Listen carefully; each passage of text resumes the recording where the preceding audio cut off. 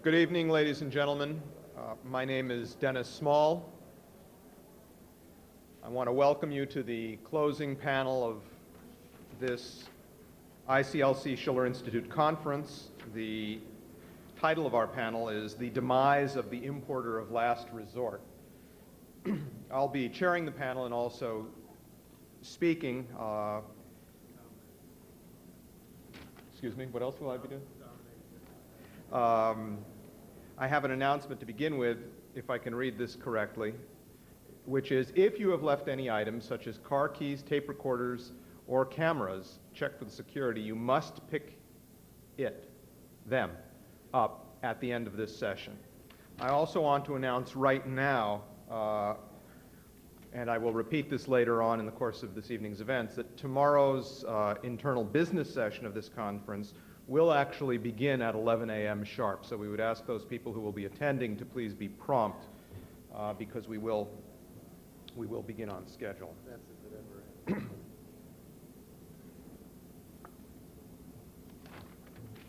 ends.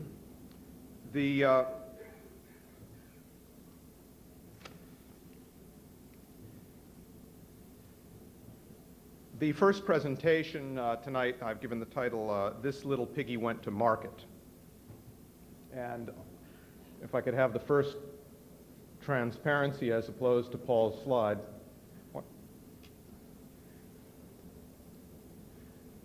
I know it's impolite to say I told you so, but we really did tell you so. I mean, if people had been listening to Lyndon LaRouche, they would have known that this was coming, and now it's actually happening. From May of this year, the NASDAQ has plummeted by approximately 50%, and this is just the beginning. It's going down. Those of you who have attended past conferences of ours know that we warned you of an imminent debt blowout globally. We pointed to the examples of what was going on in Asia in 1997, and we said that this would in fact be occurring in other parts of the world. Now that kind of a debt blowout is in fact happening in the United States. We warned you that the kind of energy crisis which we demonstrated and documented for countries such as Russia over the course of the 1990s would be coming home to the United States. It has now come home to the United States. We documented for you the manufacturing layoffs and massive unemployment breaking out in countries such as Mexico as a result of the IMF policies going on there. We warned you that these kinds of things would be happening in this country as well. Now this too has come to the United States. We have entered a new stage of the global financial crisis, which Lyndon LaRouche has been warning you about for quite some time. And the new stage is not simply the fact that this is now hitting the United States with a vengeance, but that the process itself, which has been going on globally, is now beginning to manifest itself inside the United States as well. Up till now, to a certain degree, the United States itself has been kept afloat, or rather the bubble in the United States has been kept afloat by a process of looting going on from all parts of the world. That looting process is, of course, continuing. However, that looting process is now beginning to implode inside the United States as well. And the United States, which has become the importer of last resort for countries around the world, absorbing through the financial bubble, which we'll document a bit further, the imports from country after country around the world, that role which the United States has played is now ending. And this, among a number of ways, is one of the ways in which you're going to have a domino effect in which the entire meltdown and disintegration of the financial system is going to spread like wildfire throughout the global financial system. Now, we began to enter this new stage, if I could have the next transparency, in the period beginning in September of 1998 with a bailout of LTCM and the Brazilian bailout in January of 1999 following that, in which a hyperinflationary process was unleashed by the policies which were determined and decided upon in the United States with the guidance for this, the financial guidance for this coming from London as usual. We entered into a hyperinflationary zone because, as LaRouche was explaining to us earlier today and yesterday, the process of rolling over debt which was coming due required the issuance of monetary and financial aggregates greater than the amount that was coming due over that period itself, such that the process of the bailout itself produced a bigger problem than it was solving in this process that you can see in LaRouche's typical collapse function, where the two upper curves cross over each other. Now, this type of hyperinflationary process, this new period, this new stage of the global financial crisis, is beginning to evidence itself, for example, in the oil, the energy crisis, the electricity crisis, which you've heard about and felt about, and so forth, in the case of California and elsewhere, which you'll hear about in much greater detail in the course of this evening's discussions. Now, the reason I wanted to start by saying that we told you so is that there really is a very fundamental issue here on the question of LaRouche's forecasts, because as this process is going on and people see around them now that what LaRouche had been telling them would occur has in fact occurred, you begin to get a very interesting kind of reaction. And I'm sure many of you who are out there organizing are familiar with this. You will get people who agree with what LaRouche has to say towards the past, but not towards the future. Now this shows a very interesting kind of problem, because they're perhaps willing to recognize that LaRouche must have been right about something to be able to tell you before about what has now in fact happened, but they absolutely don't want to believe that what he is saying is now going to occur is in fact what is in store for them. And you will get all sorts of reactions to this of different sorts, such as, well, that's true because of this, but that won't be true because of that, or they'll say, oh, they will solve this. They with a capital T, that's all you know. You don't know who it is, but they will somehow solve this. And what I want to pose to you from the outset of this evening's discussion is that the real issue in this difficulty that people have in conceptualizing LaRouche's forecasts and his forecasting method is a very profound problem, and not a simple one, not one of simple solution. That the real issue here is that people have a disagreement or a problem as to the actual nature of the physical economy and of the humanized universe within which that physical economy develops or doesn't develop. And whether or not the nature of that humanized universe is in fact susceptible to forecasting. In other words, is it in fact possible that different trajectories of outcome can be based on different action, different human action?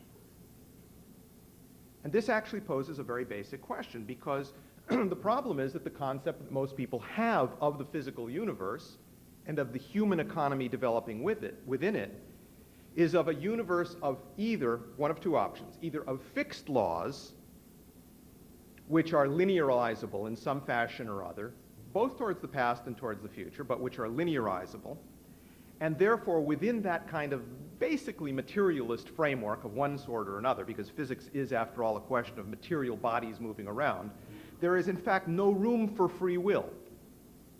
That is to say that there is no real option of different choices of trajectory of human activity that can change the outcome.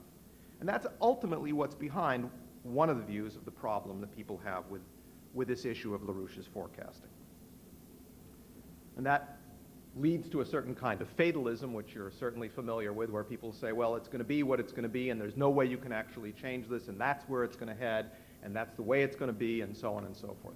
There's a problem in the comprehension of the nature of the physical universe and man within it, which is the underlying problem on this issue of LaRouche's forecasting, I propose to you. The flip side of the same coin is the people who view the universe as fundamentally arbitrary. That is to say that there is no causality whatsoever, in point of fact, that there is no causal relationship between activity within that universe, and that for that reason, or if such causality exists, it's not knowable to man, and for that reason, the art of forecasting, or the science of forecasting, is something that cannot actually apply, looking towards the future in this universe in which we reside. And I'm posing it this way because I think that the solution to this problem, to this issue, is actually the key to understanding both the cause of the crisis which we're facing today, and also it is the only possible basis for founded optimism that there can indeed be a solution, that there is an answer to this thing. In other words, what I want to get at today is 2 points. First of all, man is not a piggy, nor is the economy a market. So there's absolutely no reason for this little piggy to go to market. And I want to proceed on those 2 points simultaneously. Now, next, transparency. Let's take a look at the bubble. This is just the US side of the bubble. This is the upper of Lin's 3 curves in his triple collapse function. This is the United States situation, and it's the best estimate that we have been able to come up with, that in consultation with the 2 leading experts in the world on the subject of derivatives and financial aggregates and so on that were available for my consultation, whose names I cannot mention to you because both John and Richie will be speaking later in the panel. But the best picture on this thing that we were able to actually pull together on the US side of the situation is that you're talking about, over the period of 1980 to the year 2000, a growth in the US financial aggregates from approximately $7 trillion, this is all in trillions, back in 1980, to approximately $134 trillion today. Now, the lion's share of this, as you can see by just a glance, is the blue curve underneath, which is derivatives, financial derivatives. Those now total approximately 85 trillion out of the 134 trillion total. The other 2 major components are total debt of all different kinds: corporate debt, personal debt, government debt, and so on and so forth, and the capitalization value of the stock markets in the United States, which have grown prodigiously, as you know, in the United States over this recent period. Now, derivatives are approximately 2/3 of the total. The interesting thing, however, is that if you look at this curve, the period from 1996 to the year 2000 shows a phenomenal rate of growth on an annualized basis of derivatives in particular. What you're getting is approximately a 30% per year growth rate. Now, if your speculative bubble is growing at the rate of 30% per year, you can imagine what's going to be happening with the economy. Now, the next transparency takes a look at this same upper curve in the triple collapse function, but globally, internationally. And what you see here is that the global financial aggregates, LaRouche threw out recently, a number of months back, that the total volume of financial aggregates internationally is approximately $400 trillion. Now, so I figure we're only 25 trillion off, because he's undoubtedly right. These estimates is the best that we could come up with, taking a look at what is pretty much visible on the horizon. So that all that this means is that there's things that are not visible on the horizon. But we're in the ballpark of approximately $400 trillion here. Again, of the total of 375 trillion, $280 trillion of derivatives are sitting out there. And just look at the way this thing has grown. This has, again, been growing at approximately 30% per year internationally. In this case, you not only have the debt of the G7 countries, or the so-called advanced sector countries, and not only the stock markets of those countries as well. You have, in addition to that, on this graph, we've included the indebtedness of the developing sector, the third world countries, all right, the less developed countries. They have many names. 5 billion out of 6 billion people on the planet Earth are represented in those countries. Now, this is actually interesting because you cannot actually see on this graph the amount of that debt because it's dwarfed by the size of the rest of the financial bubble. In fact, if the total amount of the foreign indebtedness of the third world countries in real terms is approximately $4.5 trillion. Only $4.5 trillion. And if you look at the next transparency, you'll see that this is actually a shrinking, a dwindling percentage of the total global financial aggregates. And this tells you something about the political process that has gone on between the 1980s and the year 2000. In 1980, the first pie chart, you can see that the foreign debt of the developing sector was approximately 6% of the totality. Blue is derivatives. It's the other thing to look at. Look at how the derivatives have taken over the whole pie chart. But 6% of the total financial aggregates globally back in 1980 was the third world debt.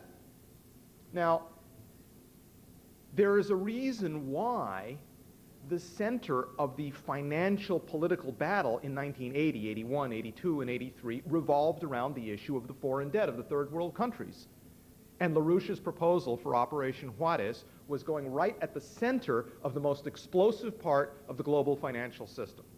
Because although it was merely 6% at that point, in point of fact, it was the only part that was in imminent blowout back then. Today, look at the situation in the year 2000. It's less than 1% of the total financial aggregates. 4.5 trillion, merely, out of about $400 trillion total. Everything is blowing out. This isn't a question only of the debt of Mexico or Argentina or Russia or so on blowing out. No, the stock market's blowing out, the derivatives are blowing out, the banks are blowing out, the national debt of the United States is blowing out, everything's blowing out. The whole kit and caboodle. There is no solution to this problem unless the totality is addressed. Nothing less is going to work. And this is something that I think is important to keep in mind as we analyze and evaluate proposals such as those coming out around the Jubilee 2000 and other proposals. Very important. This issue of the third world debt is very important. It's nations, after all. This is the debt. This is the way the global cancer is sitting on the backs of 5/6 of the world's population. Not a small matter. And it's all transferred in through that mechanism. However, it's not the whole story, and you cannot solve this problem only by issues such as debt moratorium, by issues such as addressing the debt of these countries, and so on. The steps taken in that direction are useful because it poses the issue, but it's not the solution. There is no solution outside of LaRouche's total New Bretton Woods reorganization. And anyone who simply takes a look at the magnitude of this thing has got to immediately realize that that, in fact, is the case. Now, if we take a look at the next transparency, I have a picture for you of what has happened with this, the official foreign debt of the third world nations. You can see that it has grown over the period of the last 19 years up to about $2.5 trillion. This is the official foreign debt. You will also see a leveling off which occurs over the last year or two. It's deceptive. The reason it's deceptive is that over this period of time, what has been happening is that the official foreign debt categories have been, shall we say, supplemented by other forms of de facto indebtedness, which bring, as the next transparency shows, the total real, no, wrong one, next, forward, there we go. The total real foreign debt of the third world nations, the developing sector nations, up to approximately $4.1 trillion in 1999, closer to $4.5 trillion today. Now, this debt started out as about $645 billion back in 1980, and as those of you who are familiar with our previous discussions of bankers' arithmetic will realize, we have a case here where over this 19-year period, these countries have paid $1.6 trillion on $645 billion in original debt. In other words, the original debt was paid about 2.5 times over, and the total debt now is about 7 times larger than it was initially. So again, in typical banker's arithmetic, 645 minus 1,613 leaves you with 4,137 in debt. Typical banker's arithmetic. And that's the world picture in that regard. Now, one of the things that has happened along with this process of the third world indebtedness is a political process to convince the victims of this indebtedness that the way to solve their problem is to privatize and deregulate. You might have heard that recently in certain states in this country. Privatize and deregulate. It's going to work, they tell third world countries. There's no problem. It's important to do this. Globalization is with us. You've got to open up your economies. You've got to open up the doors. The world is new. Open up the doors of your economy and allow all the capital to come flooding in and help you out. And of course, they open up the doors and all the capital goes flooding out. And they privatized, hear this, Californians, they privatized in the third world, in the developing sector, between 1987 and the year 2000, $400 billion in assets, national assets, oil companies, electricity companies, mines, and so on and so forth, which they sold for a song on the market. They got the dollars for it, and the money didn't stay in their economies for more than a split second and went out immediately in the payment of the debt. And this privatization process and this deregulation process is exactly the same kind of argument that is being made today. All right? And they say, well, you can't go against the current on this thing. I mean, these are the rules of the market.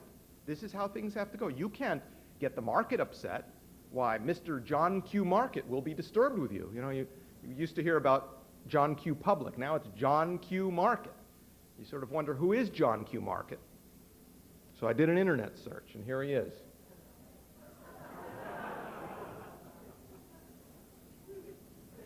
Dracula. Okay. This financial bubble, all $400 trillion of it, is the cause of the hyperinflationary explosion which is already underway globally and inside the United States as well. Now the United States and states within the United States are being told that what has to be done in order to deal with their problems also is to privatize and deregulate. And this is what's happened in California. Now, Richard is going to go through the energy situation in California in some detail. I just want to make one or two basic points on this. First of all, the reason that electricity rates has risen in California has absolutely nothing to do with supply and demand. The reason is that there is a gigantic speculative bubble, a cancerous bubble, which is riding on every single kilowatt of electricity produced and sold in the state of California. That's why the prices are so high, because on every single unit of physical production which is moving in that economy, what's riding on that is this gigantic cancer of speculative debt. And to the degree to which you don't challenge the existence and the dominance of that speculative debt, that cancer, and allow it to exist, there is absolutely nothing you can do by way of supply or demand or anything else to deal with the problem. You can double the number of kilowatt hours of electricity produced in California and it won't affect the price $1. Won't make any difference because the price has nothing to do with the amount of kilowatts being produced. Almost no relationship whatsoever. Unless you stop the speculative cancer, unless you re-regulate, unless you say we will not allow the cancer to dominate the markets of our physical economy, we're going to close the door to the cancer. Unless you do that, there's absolutely nothing else that is going to make any difference whatsoever. There is nothing that's going to work unless you re-regulate. Because re-regulation is the name that's given to smashing the door closed on the cancer and saying, sorry, not here. That's why it's got to be done. Now, of course, what people in California are being told is, no, the problem is supply and demand. The issue of the reason that the price has gone up is because the questions of the market and supply and demand, and you just don't understand this because you haven't really read Paul Samuelson's textbook on economics, because if you had, you would know that what's really going on is that supply is limited and demand is increasing, and therefore, as every reader of Samuelson's textbook knows, and as you can see on the next graph, prices rise when supply and demand, the circle on the bottom is the price level determined where the S curve, which is the red one, intersects the blue curve, which is the blue one, and that's the market-determined supply and demand price. And when supply is limited and restricted, and that's shown by the shift of the supply curve into that purple one, slightly to the left, well, as you can see, the new supply curve intersects the demand curve at a higher price, doesn't it? And anyone, if people had only read their Samuelson, they would know that this is what's obviously going on in California, and that's what's going on. Well, I have read Samuelson, I'm ashamed to admit.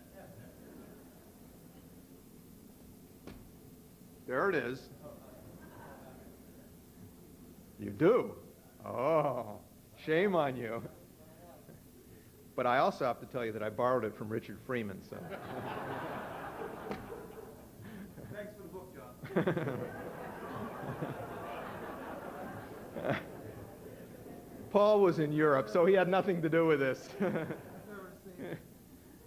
They didn't have it in the prison library, huh? Okay. So, yeah, they tell you, well, no, if you'd only read Samuelson, you would understand this. But, you know, you got to ask yourself, well, where does this demand curve come from? I mean, it's a little bit of a question. Where does the demand curve come from? How do you know the amounts that people will demand? Aha! Did you know that demand curves come from individual indifference curves? You didn't, did you? Okay. Figuring that you were uneducated on this subject, I have drawn two indifference curves for you. And suspecting that you're a little undereducated, I'm going to read you what Paul Samuelson has to say about indifference curves. Quote, page 443 of the Fat Book. Thank you. The curved contour of figure, in his case, 22.5, linking up the 4 points, I drew 6, is an indifference curve. Every point thereon represents a different combination of the two goods. In our case, on the y-axis, electricity, much in demand, and on the x-axis, Pokemon games, also much in demand. And the indifference curve, Samuelson says, is so drawn that if our consumer were given his choice between any 2 points on it, he would not know which one to choose. All would be equally desirable to him, and he would be indifferent as to which batch he received, right? In other words, you're willing to trade off approximately 3 Pokemon games for 2 units of electricity. And since there is a diminishing marginal utility of Pokemon games, you are willing to give up less and less electricity the more and more Pokemon games that you get. And that's an indifference curve. That's why it's shaped that way. The batteries are not included. That's in Economics 102. I don't think they're ready for that, Paul. Now, unless you think that Samuelson and other economists have a static view of the world, no, they have a view of dynamic equilibrium. And what that is, that you take 2 static moments and you connect them with an arrow. That's dynamics. And the way you get a global demand function is that every one of us, each one of you, has an indifference curve. You know what you like. Nobody else knows what you like, but you like it. I know what I like very much, and I choose in proper combinations what I like. I like some electricity. It's important, but I like Pokemon games too. Right? And when you get into the more sophisticated classes in economics, you need a 3rd dimension to include the batteries for the Pokemon games when the electricity goes out. Okay, that really is what they say. That's where, I mean, anyone who's studied economics in any university, anywhere in the world, knows that I couldn't possibly be making this up. This is what they teach. This is where the demand curve comes from. Okay, fine. Let's subject this to a small empirical test. 3 tests.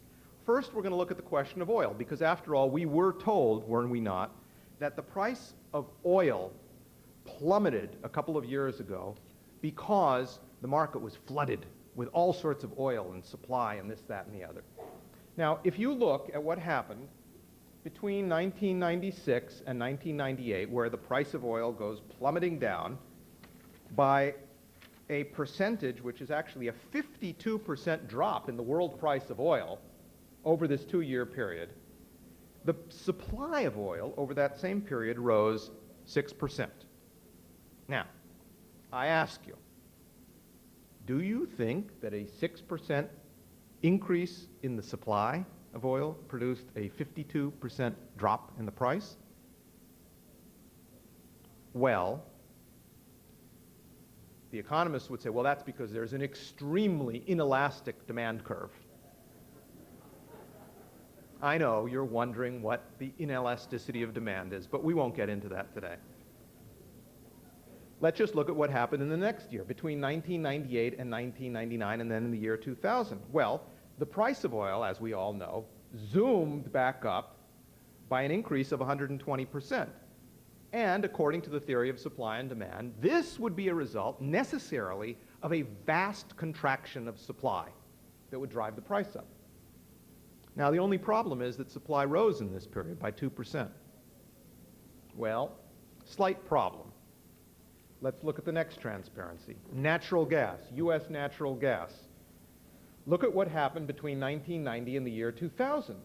The price of natural gas rose by 52%. Because supply contracted dramatically? I mean, how bad is your eyesight? Flat? Zero. Zero. Okay, let's look at California electricity while we still have the lights to run the projector. Here you have it. From May, this is an index of 100 of May, in May, actually it goes back to August of 98, but it also hits 100 again in May of this year, of last year, of 2000. From May 2000 until the end of the year, 7-month period, the price of electricity per kilowatt hour in California rose by about 700%. The supply, it may look like it didn't collapse at all, because we do know that the price goes up when the supply goes down. It just looks there like it didn't contract, but it actually did. It fell over the same time period by 0.15%.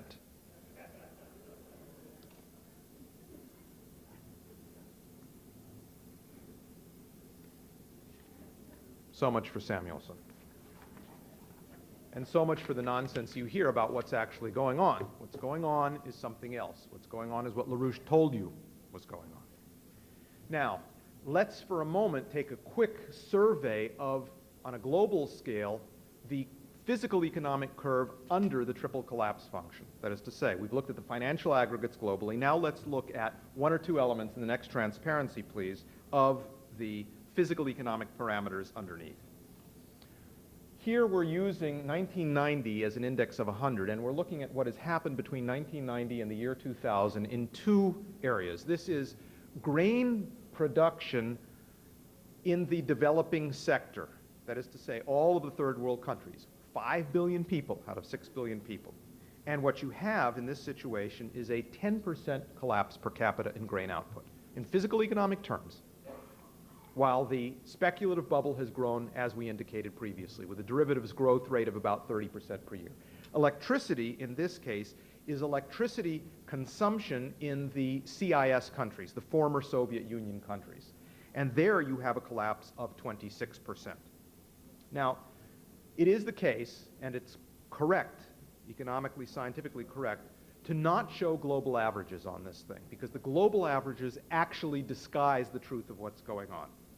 Because the fact of the matter is, as you can see in the next transparency, that what you have going on globally is a kind of income skewing process which is very similar to the process which is going on in the United States, which Richard Freeman and others have documented. You know, the famous 20%, 80% graph. This is a global international equivalent of the same thing, where the upper 15% in income bracket of the world's population, measured in GNP terms, is now getting approximately 80% of the total income generated globally, rising from 70% 20 years ago. And the lower 85% of the world's population, 5 out of 6 billion, is getting a decreasing share measured in GNP terms. Now, let's not take this too far. This is GNP. This is done on national averages. It doesn't tell you the whole story. It's not physical economic terms, but it does give you a doorway to look into what the process is that's actually going on. Let's take a look at the next transparency. This starts to get closer to the actual issue. This is world poverty in the middle of the 1990s, again as measured in income terms. The middle of the 1990s, because I don't have figures for today. And what I want to say from the outset is that it's far, far, far worse today than what you see here. I don't know how much worse. Maybe Paul will actually tell us a little bit about this. But each bar represents 100% of the population in these 4 or 5 major areas of the world. In Africa, the red part of the bar is the percentage of the total population which makes or lives on, that's lives in quotes, $1 a day or less. In the case of Africa, it's approximately 40% of the population. The yellow part of the bar is the part that lives on $2 a day or less. In Africa, 75% of the population survive, quote unquote, on $2 a day or less. South Asia, the percentages are 43 and 70%. East Asia, 26 and 70%, and Ibero-America, 25 and 50%. So you can see in the majority, most of these parts of the third world, you're talking about approximately 3 billion people out of 6 billion people on the planet getting $2 a day or less.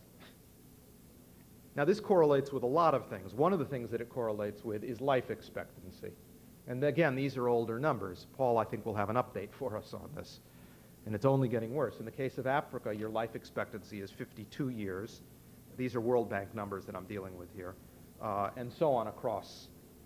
The last column, AS, is quote-unquote advanced sector, the developing sector nations. Now, what this means is that the capability of the economy, of the global economy, to maintain a growing and prospering population as measured by the central concept in LaRouche's economics, potential relative population density, that potential relative population density of these societies, all of our societies, is less than the actual population. Therefore, the population collapses. We are in a demographic implosion, a hyperinflationary explosion and a demographic implosion where the population cannot be maintained. And it shows up in a variety of different ways. Number one, people die. Total population is falling, number one. Number two, life expectancy is falling. And number three, the quality of the population as reflected in skill levels and things of that sort is also diminishing. Now, there is an additional feature to this population demographic question as it relates to the importer of last resort that I want to throw out to you, which is, you know that Mexico exports 90% of its product, of its exports to the United States.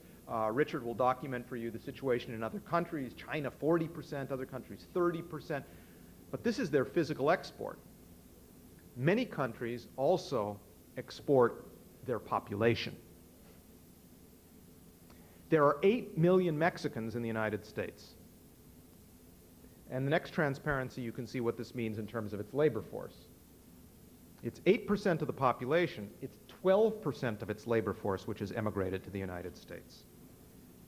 The United States is the importer of last resort, not only for products, but for populations.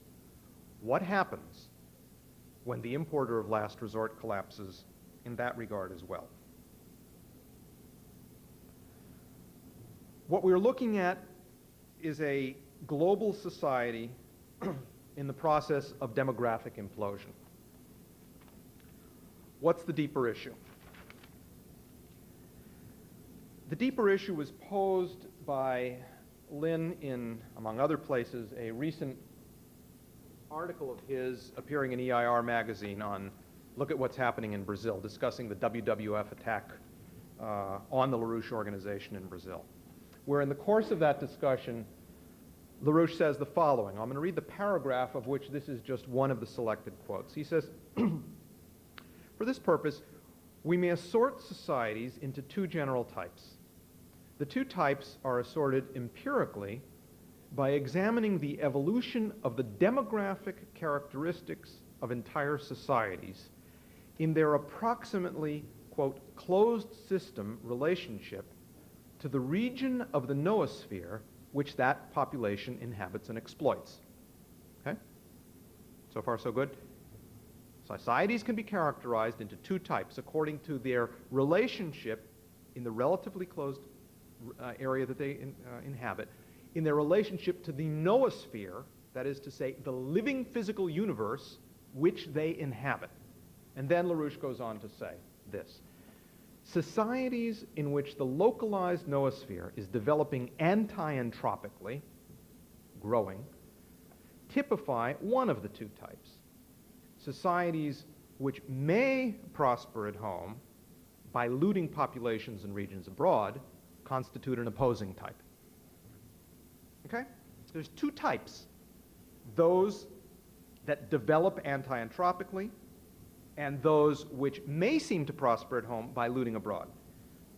Now, I think pretty much everyone in this room will have little difficulty recognizing and agreeing and admitting that we are, in fact, today in the second type that LaRouche is talking about, in this type of process of collapse.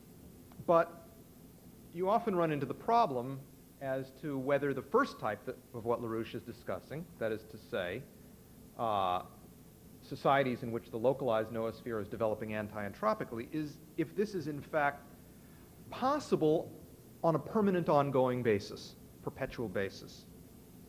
In other words, can man have such a relationship to the physical universe around him, to the humanized nature within which he develops, where that relationship can be bounded at any given point, but infinite in terms of its self-development? Is the physical universe such that it complies with infinite human creativity?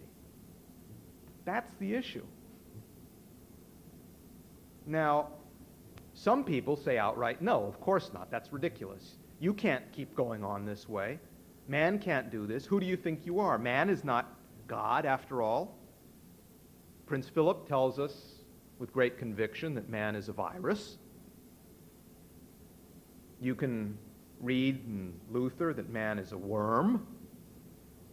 You can hear some people tell you that man is a barking dog. Some people in economics classes argue that he's a piggy. And so they say, no, it's absolutely not possible.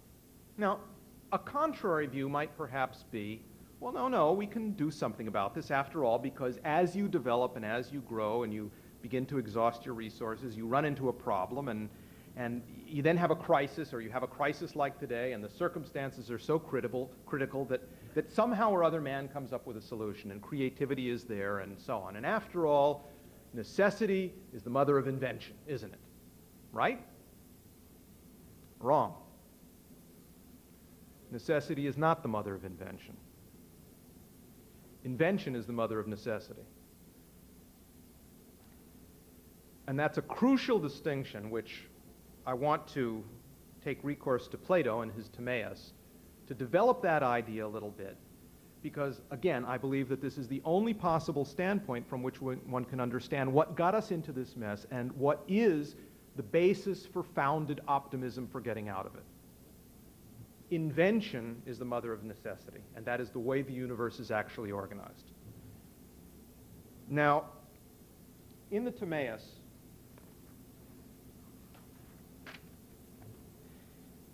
the Timaeus happens the day after the discussion in the Republic, after Plato and Socrates have laid out what the proper form of organization of a republic actually is. And the issue taken up in the Timaeus is the origin. It's the story of creation. It's Genesis. Others have written about Genesis too. Plato wrote about it in the Timaeus.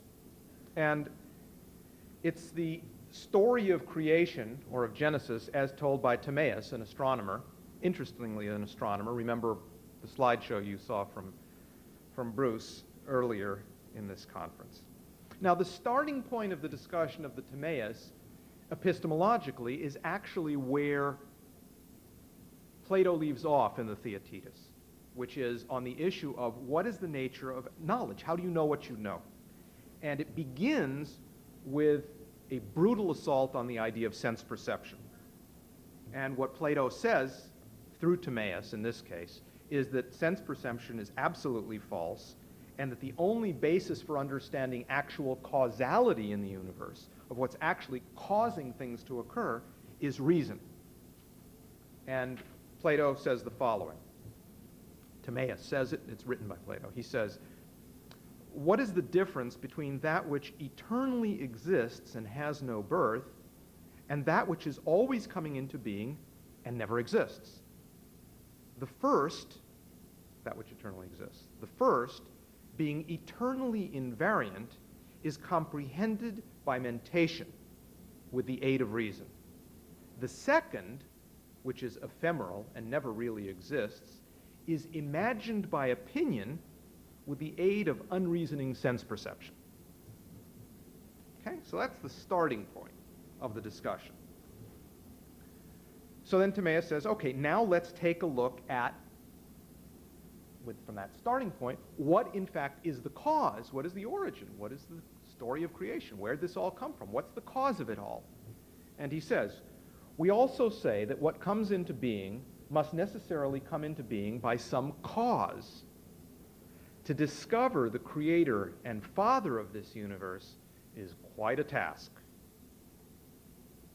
And at this point, Socrates interjects. Socrates does not speak very much in this dialogue. This is heavily a monologue. This is heavily Timaeus going through the whole story.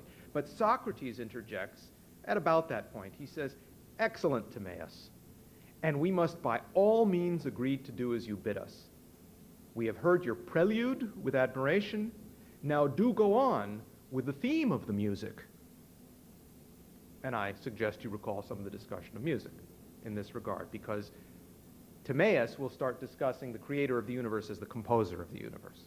So Socrates says, very good, Timaeus, go right ahead, take it on. Timaeus takes a deep breath and says, okay. He says the following. Let me tell you, and can I have this next transparency? Let me tell you then, for what particular cause the composer composed this creation and this universe. He was good, and the good never has any envy for anything. Being thus beyond envy, he willed all things to be created as like himself as possible. Whoever accepts this foremost and most pervasive principle of the creation and the universe, when it is offered by thoughtful men, is accepting it wisely.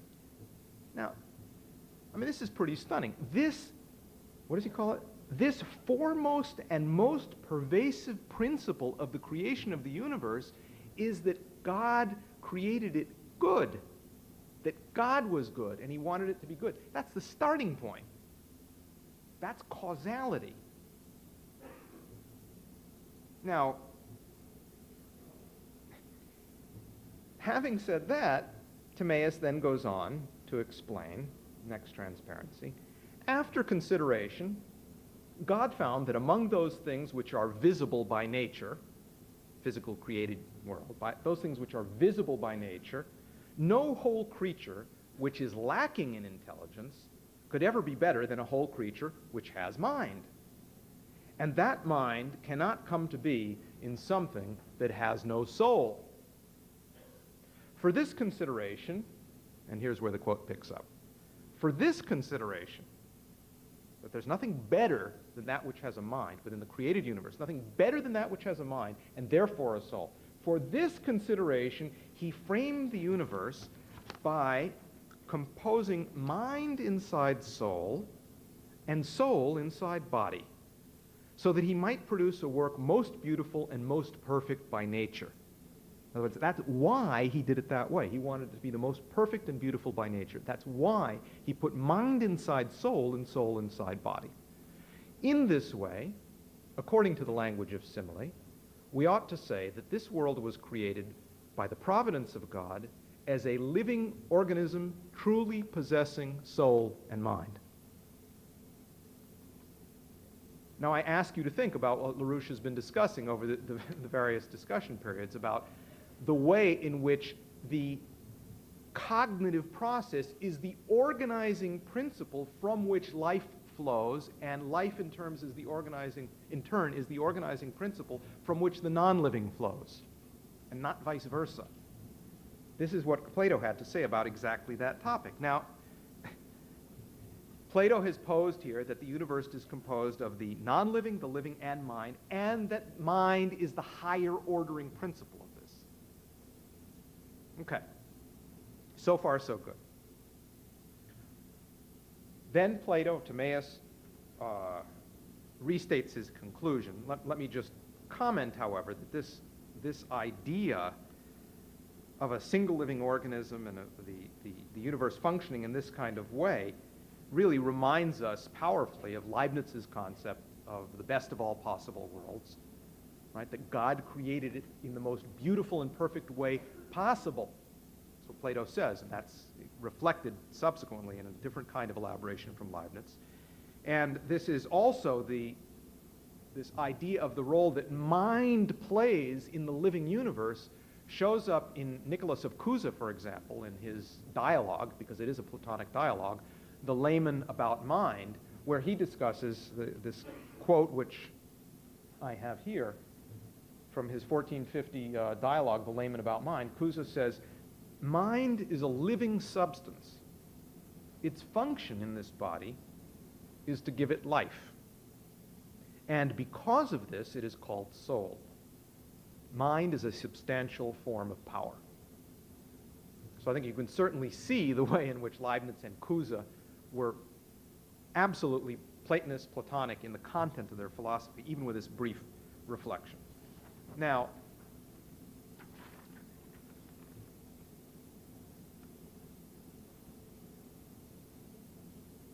then, like I said, Plato summarizes the conclusion up to this point, and he says, okay, the body of the universe was created visible, but she, the soul who partakes of reason and harmony, was invisible, created the most perfect of ever conceivable and existing creatures by the most perfect creator. Okay.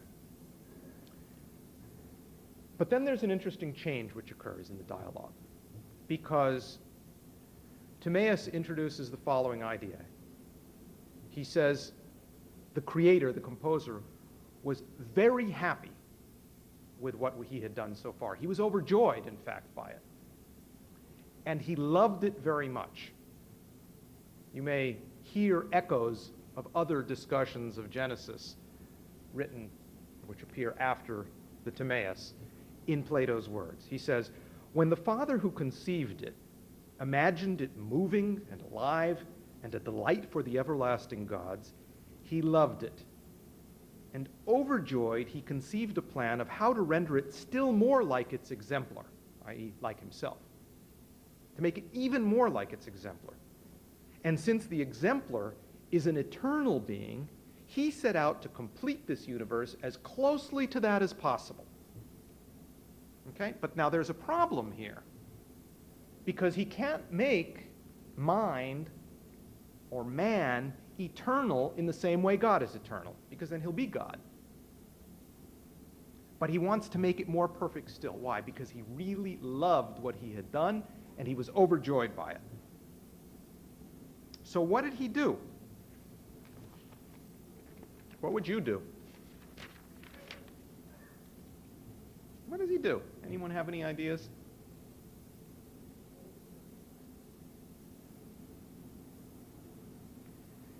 He created time as the moving image of eternity. Listen to it in Plato's words. It's really impressive.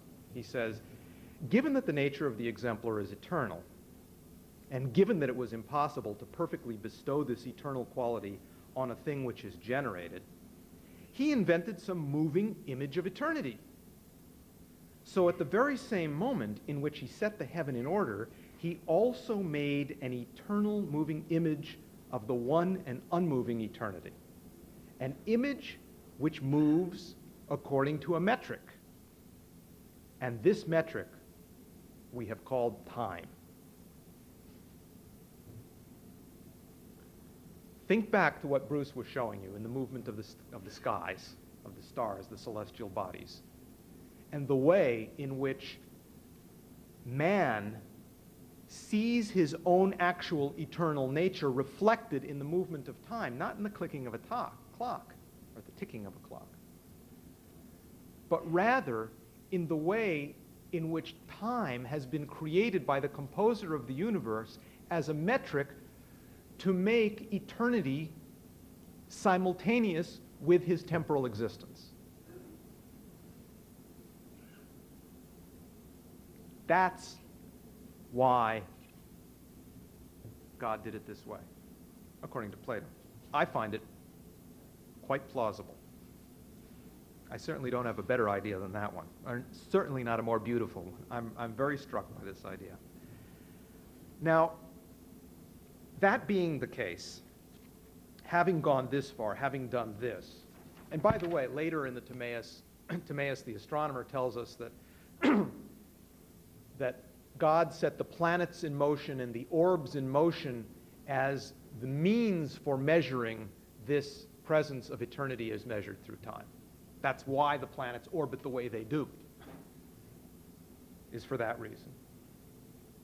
But then Plato returns to this discussion of the relationship between this most perfect of creations and the actual physical ephemerals which are visible to man's senses, or present to man's senses, not only visible.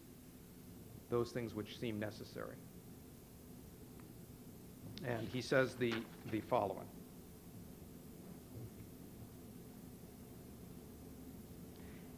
Absolutely nothing which the act of becoming bestows to the changing realm of the senses belongs to eternity, since these are the forms of time which imitate eternity and revolve according to a metric. Can you put up the next transparency, please? I'm not sure if I...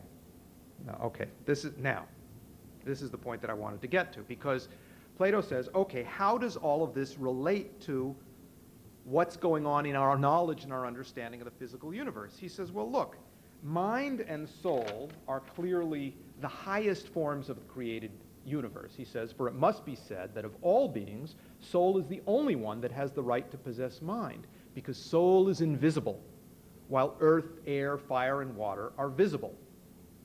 For it is necessary that the lover of reason and knowledge seek the first causes of rational nature. Very good. So he's going to seek those first causes of rational nature. And then he says that the following. Because the birth of this world came forth as the mixed result of the coming together of reason and necessity, necessity of the material objects moving in the world of the ephemerals, because of that, reason rules over necessity by persuading her to drive the greatest part of the ephemerals towards what is best. And our universe was initially put together when necessity was defeated by rational persuasion in this fashion and by these principles. Reason rules over necessity and drives it to the best result. Translation, if I may be allowed, invention is the mother of necessity. Not problems which arise from necessity somehow create from within its bowels some creative breakthrough and invention. It doesn't work that way. No matter what you were told, it works the way Plato is saying. And since invention is the mother of necessity and not the other way around, Plato concludes that man is indeed, as Leibniz, to paraphrase Leibniz, man is the crown of creation. He is the absolute crown of creation. And the next transparency is Plato's formulation. God gave each one of us a divine genius, that which, as they say, inhabits the highest part of our body in order to uplift us from the earth toward our heavenly kinsmen. Since we are an offshoot, not earthly, but heavenly. We are not a virus. We are not a worm. We're not a piggy. We're an offshoot heavenly. And this ain't a market out there. It's an economy. And for that reason, there is no reason whatsoever for this little piggy to keep going to market. It's time for a change. Thank you very much.